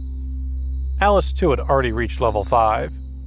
Even if she encountered any danger, she would be able to handle herself, so Charles went to look for Lenny without concern. In addition to Lenny, he also wanted to find Aunt Sue and her family. Lenny was the captain of the super squad in Washington, and he treated Charles like a family member. However, Charles wasn't convinced that Lenny was even in Washington. Nevertheless, knowing that Aunt Sue's residence was too far away, and that Alice's family was also nearby, Charles decided to look for Lenny first. Lenny's family had a fair bit of money, so it wasn't impossible that he might have a house in Washington. Even if his bank balance was low, he might still have some assets. It took Charles several more scans of the area using his powers before he finally tracked Lenny down. So he's in a single room in a small unit, he thought. He hid himself pretty well. Although the building he found Lenny in was relatively small, it was luxurious.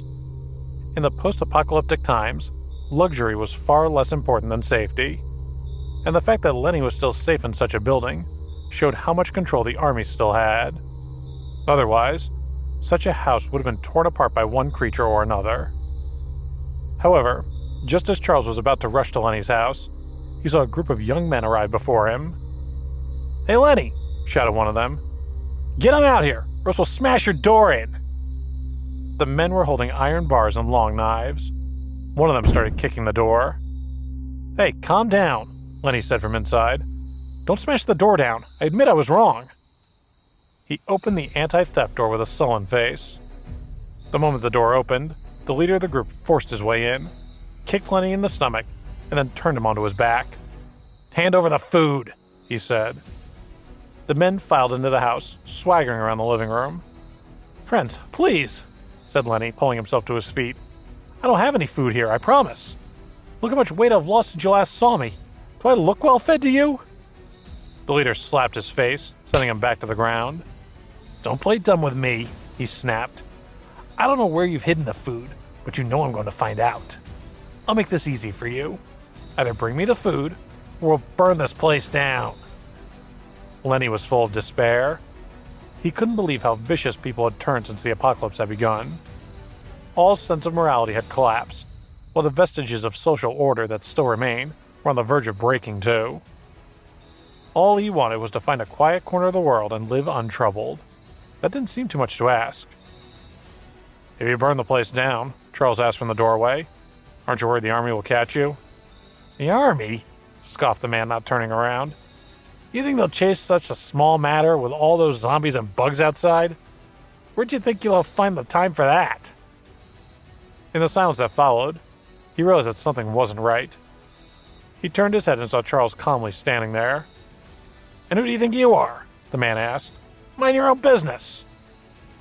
The other men started shifting around.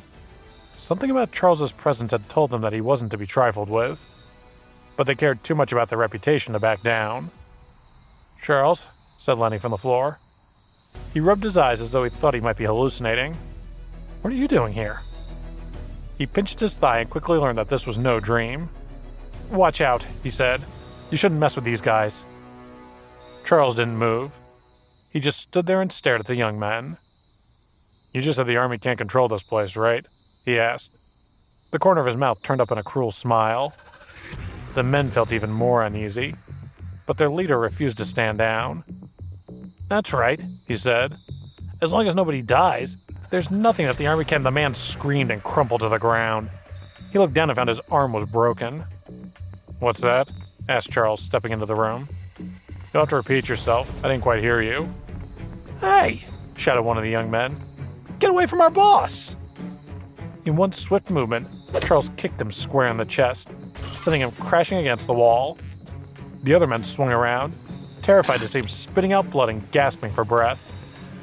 "Don't do anything stupid, mister," one of them said. "Yeah," said another. "Come any closer and we'll call the police. Actually, forget the police. We'll get the army on your case." Pathetic, thought Charles. In their desperation, all they could do was to fall back on threats that the army would come and punish him. "I see how it is," he said, sneering. "When you think you're in control, you don't care about the army. Now that you're in a tight spot, you're sure they're going to run in and save you." He stepped on the chest of the man on the floor, pressing his weight down until he could hear the man wheezing.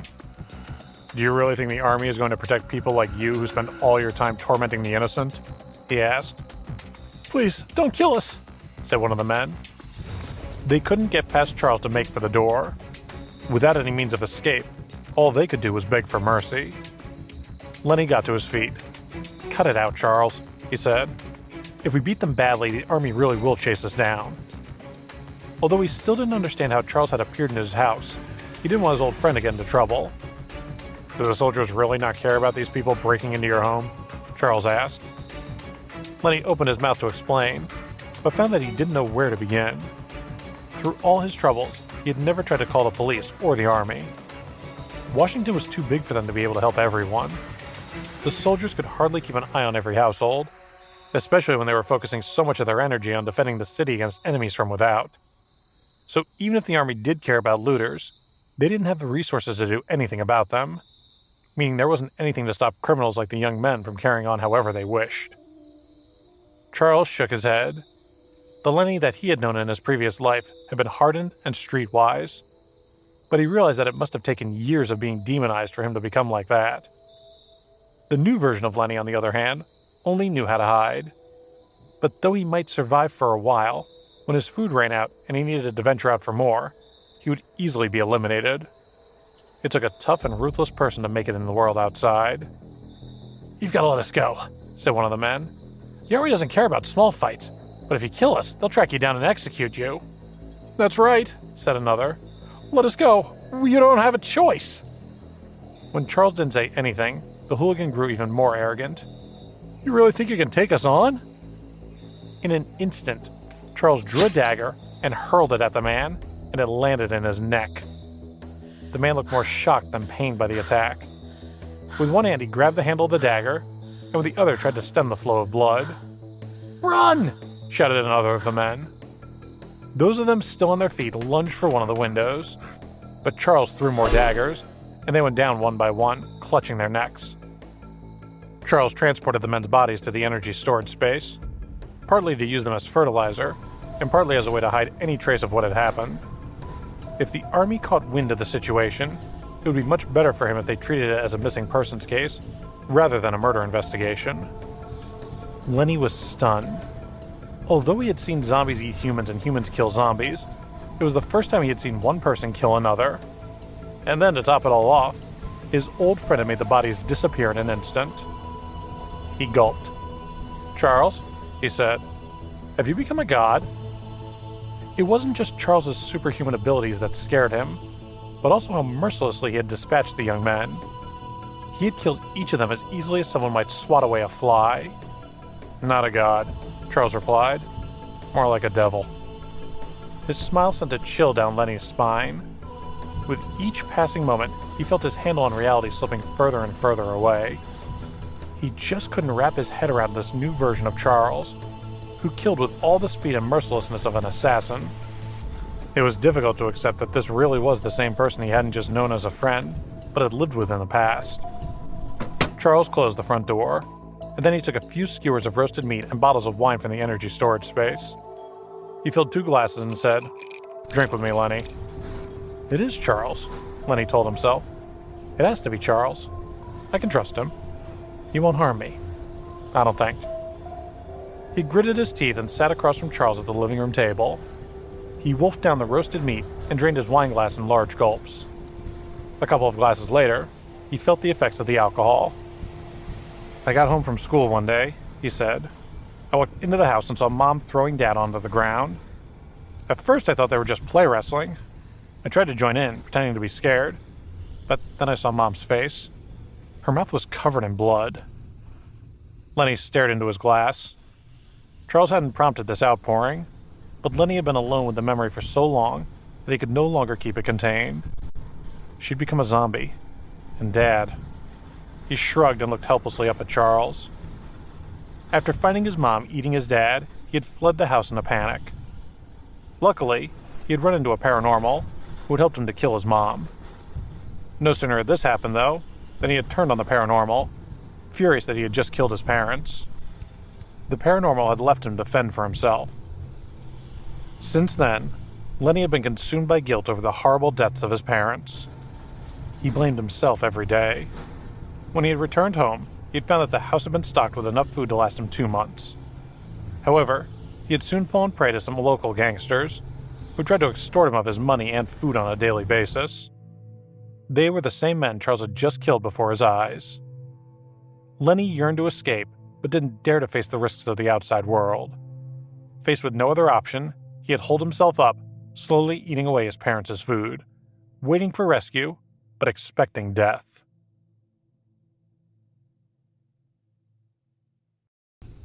After listening to Lenny's story, Charles was quiet. There weren't many people who had been able to face the horrors of the apocalypse head-on. Even in areas protected by the military, the survival rate was less than 10%. Elsewhere, this number dropped to less than 3%. The guiding principle in the post-apocalyptic era was the survival of the fittest. Charles was surprised that Lenny had survived as long as he had, and it gave him hope. Lenny's resourcefulness made Charles confident that even if he hadn't arrived when he had, Lenny would likely have found another means of surviving after his food ran out. "I wonder how Elliot and Colin are doing," said Lenny in a quiet voice. As far as he knew, with his family dead, his old roommates were the only people left in the world that he had once been close to. For Charles to have practically sauntered in through this front door in his hour of need had been a pleasant surprise, to put it mildly. Charles sighed. "Elliot's dead," he said. Lenny burst into tears. As soon as he started crying, he realized that he had been on the verge of tears for the last 2 months. The news of Elliot's death had been the final straw. He cried loud and long, and Charles simply watched him while drinking his wine. Charles had spent so long surrounded by the strong and powerful that he had forgotten how miserable and vulnerable the experience of most survivors was. People like Lenny, for instance, weren't accustomed to the harsh realities of the world. They could do little else than wait for someone to save them. But even if such a savior were to come, the people hiding in the ruins would still require the courage to step out and make themselves known. It took hours for Lenny to calm down. When he had finally done so, he said, "Now that you're a paranormal, you must be living a much better life." He looked up at Charles, his eyes filled with both hope and fear. Charles had grown so powerful, while Lenny had become so weak, that he wasn't sure how his old roommate would think of him. He hadn't considered that if Charles didn't care about him, he wouldn't have tracked him down in the first place. "I'm doing well," said Charles. "I've brought many people with me to Washington. If you want, you can join our logistics team and help out with delegating chores. It'll be hard work and sometimes dangerous, but you'll be fed and protected." He was wary of training Lenny to develop superpowers, as he wasn't sure how well he would cope. If he was given a great deal of power all of a sudden, it might bring him more harm than good. Sending him to the logistics division, therefore, seemed a good compromise. On hearing that his fears of starving alone might well have come to an end, Lenny nodded. "Thank you," he said humbly. After living in fearful isolation for more than 2 months, his old friend was giving him a chance to break free. Although he had yet to meet Charles's team, his salvation seemed almost within reach. He spent a while packing his belongings, and then Charles let him out of the house. The house itself had been worth a lot of money before the apocalypse, but was no real use to them anymore. The only place of value in the world was among the strong, and that was exactly where Charles was leading him. After they left the building, Charles tried to use his communication token to determine Alice's whereabouts. He was confident of her ability to defend herself, and even if she had run into trouble, he figured that it would be a good chance for her to develop her training. Before going straight to Alice, though, he looked at Lenny. He thought of Elliot and the jealousy that had existed between the two of them. He was worried that the same issue might come up when they found Alice. He didn't know what 2 months of the apocalypse had done to Lenny's jealous tendencies. He sighed. Emotional work was more tiring to him than fighting off hordes of zombies. However, he knew that the human heart was complicated, and that he had to do his best to guard against hurting those close to him. On the way to find Alice, he used some of his soul energy both to subtly give Lenny a little more energy, and to impart some basic information about the state of the world since the apocalypse had begun. "Washington is considered a relatively safe place," he said. "There aren't many other areas where people can survive alone. Elsewhere, even paranormals can be killed by zombies.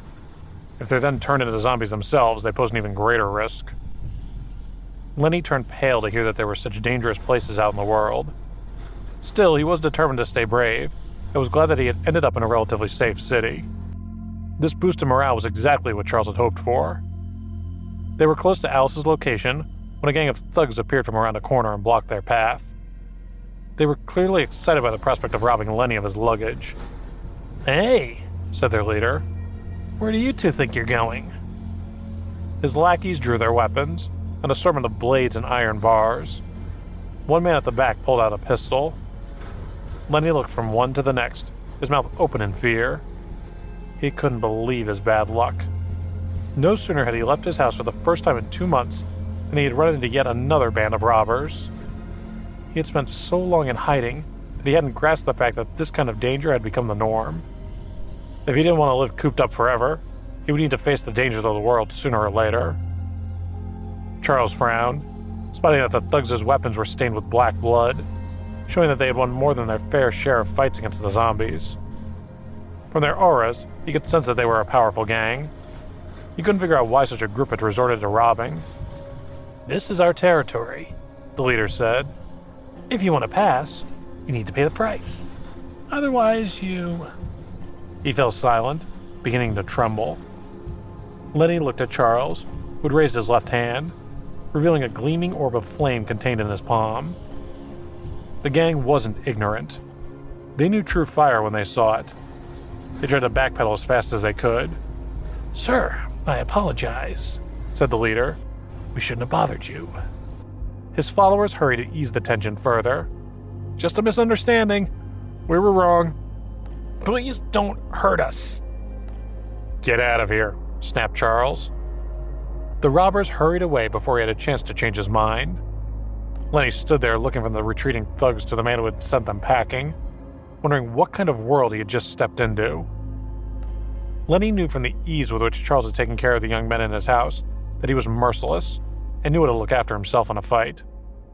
But watching his old friend scare away the robbers with a ball of fire he had conjured from nowhere was something else. It made him jealous. He couldn't help but think how much easier his life would have been if he too possessed such power. Charles watched the robbers flee with a look of distaste. If it hadn't been for the fact that they were homeless and had clearly turned to robbing out of desperation, he would have killed them without thinking twice. Normally, he regarded robbers as the absolute worst of society because they took the hard-won resources that other people had come by through courage and great effort. In Dawn City, the penalty for robbery was execution.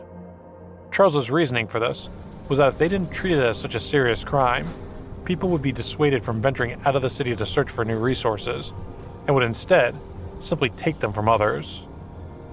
After dealing with the robbers, Charles and Lenny finally found Alice in a rundown courtyard in the middle of some well-populated buildings. He was surprised to detect many powerful auras in the area. Powerful for ordinary people, that is. The gate to the courtyard was wide open, so they could see the layout from the street. A middle-aged man and woman stood with their heads hung low, with Alice nearby. In front of these two, some men sat on chairs, with one in the middle who was clearly their leader. To the side, they were fanned by some fawning underlings. The middle-aged woman tugged at Alice's arm. "Phil Nelson is the boss around here," she said. "As long as we stay on his good side, he'll protect us. You're lucky he's taken such a liking to you." Charles frowned but stayed in the gateway to the courtyard. A young boy of 12 or 13 years ran in front of Alice, her brother Sean. "We shouldn't be bowing to these baddies," he cried. "We should be fighting against them." The middle-aged man angrily grabbed the boy's arm. "Shut up, you numbskull," he said, "and apologize to Mr. Nelson. He's the head of the Nelson family. We're lucky to be graced with his presence."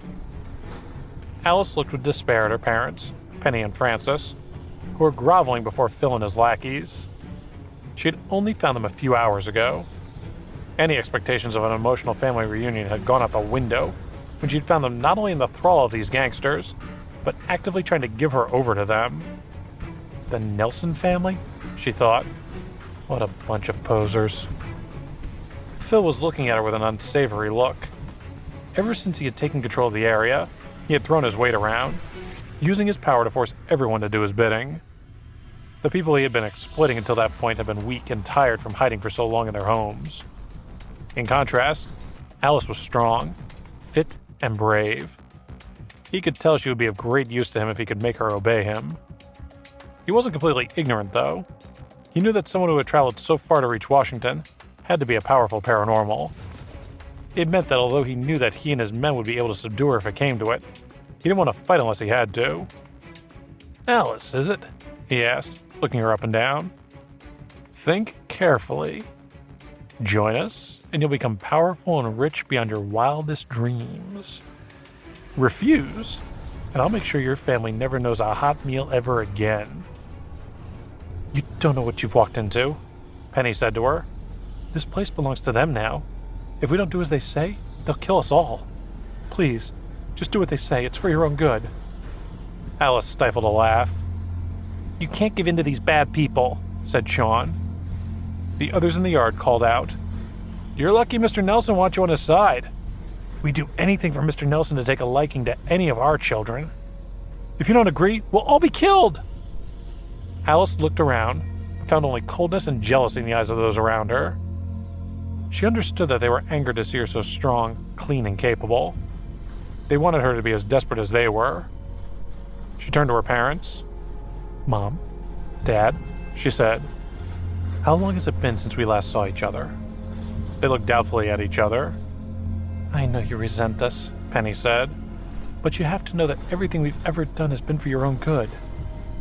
Is that all you have to say? Alice asked. She took a deep breath.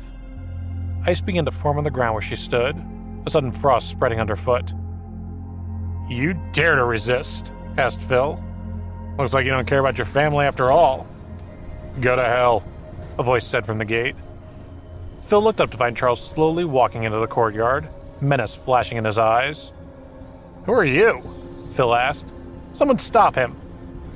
As Charles approached, Phil felt his skin prickle and his heart beat faster. There was clearly something dangerous and ruthless in Charles's mere presence. Stay back, he said. You don't belong here. Charles ignored him. Instead, he said to Alice's parents, I've come to care about your daughter a lot. If you aren't going to protect her from these scumbags, I say I'll have to do it myself.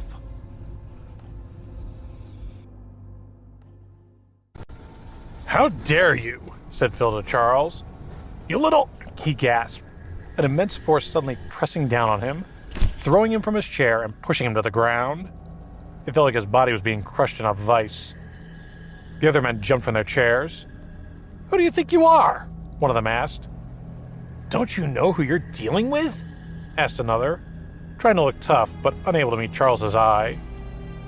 Charles raised his right hand and snapped his fingers.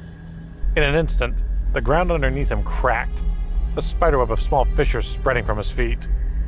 The flagstones that covered the courtyard cracked, while the buildings on all sides shook and started falling apart. Everybody looked at Charles with horror. Most of the people there had seen paranormals use their abilities before, but none had seen such an incredible magnitude of power before. They froze in fear, looking at Charles as though he wasn't simply a paranormal, but an actual deity. Don't kill us, one of them shouted. Phil was still on the ground. He tried to lift himself up, but Charles stood over him and pushed him back down with his foot. Charles turned back to Alice's parents. Like I said, I care very much for your daughter. I trust you have no objections to me taking her from here. Penny and Francis shook their heads hurriedly, not daring to resist. Whatever you like, said Francis. No objections whatsoever. That's right, said Penny. As far as we're concerned, she's yours. Take her far away from these gangsters. Phil gasped for breath under Charles's weight. I admit I was in the wrong here, he said. If you could find it in your heart to forgive my mistake, I'm sure I can make it up to you. Kill me now, and many powerful people will come after you to avenge me. Let me live, though, and I'll repay you handsomely. I know people, powerful people. My older brother, for one, has a lot of power around here, more even than me. His breathing calmed as he felt himself regaining some control of the situation. He hadn't lived so long without knowing when to admit defeat. As long as he apologized, he was confident that Charles wouldn't make things more difficult for him than he had to. Moreover, he knew he had a bargaining chip. He knew someone high up in the local security who had originally helped him to assert his power over the area. Charles took a document from his pocket. Tell me, he said as he flipped through its pages. These powerful people you know, are they more powerful than me? He handed Phil the document. Phil took it in, and his eyes widened as it finally sank in just who he was dealing with. He dropped the paper with trembling hands. You, he said. You're... He felt so desperate that he almost burst into tears, furious with himself that he had dared to offend such an important person, a high-ranking officer no less. What's he doing here? He wondered. Charles picked up the document and returned it to his pocket. It was a pass that Lewis had given him, claiming that he was an extremely important figure in the military. Even Charles had to accept that some problems were more easily solved by means other than physical strength. At times, proof of identity from the right source can be just as powerful as his paranormal abilities. "So, as you were saying," said Charles, "these important people you know, why not take me to them now?" He smiled at Phil mockingly. Phil was closer to tears than ever. He knew it would be suicide to leave this big shot to his brother. If he begged for mercy, though, he might still have a chance at survival. The most important thing to him was to stay clear of his brother. The other people in the courtyard were stunned to watch Charles terrify the mob boss with nothing more than a piece of paper. They could only imagine his great importance. "Lenny," said Charles, "keep an eye on this place for a while. I'll be right back." He grabbed Phil's collar and lifted him to his feet. Then he dragged him out of the courtyard, kicking the rubble out of the way. "You're obviously a very important person around these parts," Charles said. "I'd like to see just who's backing you." You don't understand," Phil stammered. "I'm just trying to get by." He struggled to keep up with Charles. "Look," he said, huffing and puffing, "why are you even bothering with a small fry like me? If I can convince this guy that my crimes are common around here, he might let me go," he thought. "Cut the crap," said Charles. "Hurry up or die." They were near the gate. Just before they left the courtyard, Charles turned to Phil's henchman. "You're coming with us," he said. "Be quick about it." The men nodded, tripping over themselves to do Charles's bidding. Once they were out of the courtyard, Charles hauled Phil into a narrow alley. Phil could immediately see what was about to happen, but he could do nothing to stop it. "No," he said. "Please, His eyes widened before Charles snapped his neck and dropped his body to the ground. His henchmen stood open-mouthed. Charles took care of them without a second thought. After hiding the bodies in the energy storage space, he returned to the courtyard. On his way back, he considered seeking out whoever had been behind Phil, the big brother he had spoken about. But it didn't make sense to start more problems if he could help it. It was one thing to kill to survive, and another to actively go looking for trouble. Besides, even if the people behind Phil heard what Charles had done, that didn't mean they would go after him. He had the sense that Phil was just another lackey to these people and wouldn't be missed. When Charles returned, the people in the courtyard almost fell to their knees, ready to worship him as though he really were a god. He approached Alice. "What do you want to do?" he asked, laying a hand on her shoulder. This was partly to comfort her, but also to use his soul energy to draw some of her built-up emotional energy from her. He had sensed through the whole ordeal that her rage and hurt were troubling the seal keeping the gate of hell under control, so he did his best to calm her. Alice looked at her parents. "My mom raised me," she said at last. "I can't forget that. Still, I can't forgive how they tried to give me away to that scumbag, just like when they handed me over to my grandma when I was little." "I never meant to give you away," Penny said. "It only turned out that way because your beast of a father said that sooner or later you'd run off anyway. That's why we handed you over to your grandmother." Alice didn't say anything. She hadn't realized that this was the reason she and her mom had grown apart. Charles looked at Francis, and then he turned back to Penny. "If he's such a beast, why'd you stick with him?" he asked. Penny opened her mouth to speak, but no words came out. Francis turned to her.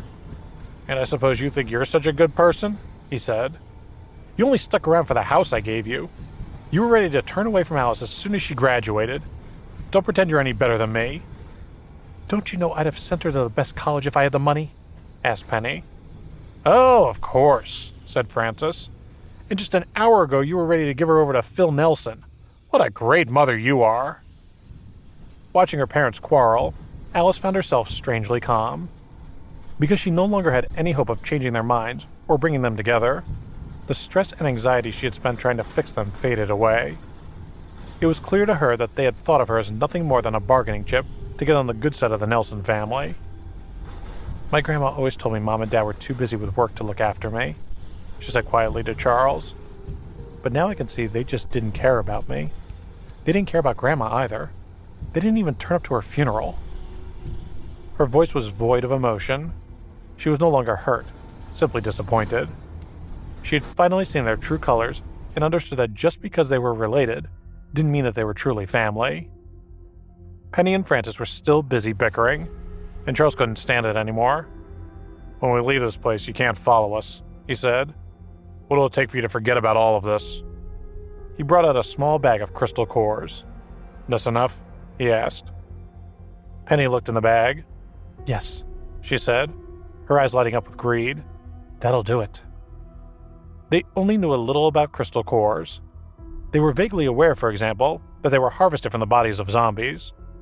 But they were smart enough to know they were very valuable. They would have asked Charles for even more if they weren't so scared of him. "Let's go," said Alice. She didn't want to spend another second with her parents. Just as she was about to leave, though, she felt someone tug on her skirt. She turned back and found Sean standing there. "Won't you play with me a little before you leave?" he asked sadly. Her heart softened. Her parents might have disappointed her, but she was still close with her brother. Could we bring him with us? She wondered. As though reading her mind, Charles asked, "Aren't you worried about leaving him here with your parents?" She felt a twinge in her heart. Even if her parents loved Sean very much, she had lost all trust in their ability to look after him. They would do nothing to prepare him for the dangers of the world. If she allowed him to stay with them, it would be as good as leaving him for dead. "Please," said Penny, sensing Alice's thoughts. "Don't take Sean from us." She grabbed the boy in her arms. "What if we gave you twice the number of crystal cores?" asked Alice. For a brief moment, excitement flashed in her parents' eyes. Penny was about to nod and agree, but then Francis said, "No, he's our son." His tone made it clear that he wasn't saying no outright. Instead, he was haggling. "It doesn't matter how much we give you," said Charles. "It won't help you protect your family. If you really want to improve your situation, you can join the logistics division of the army. You'll stand a much better chance there than left alone here." Penny and Francis looked at each other. "Okay," said Penny, and then she turned to Francis. "It's for our own good."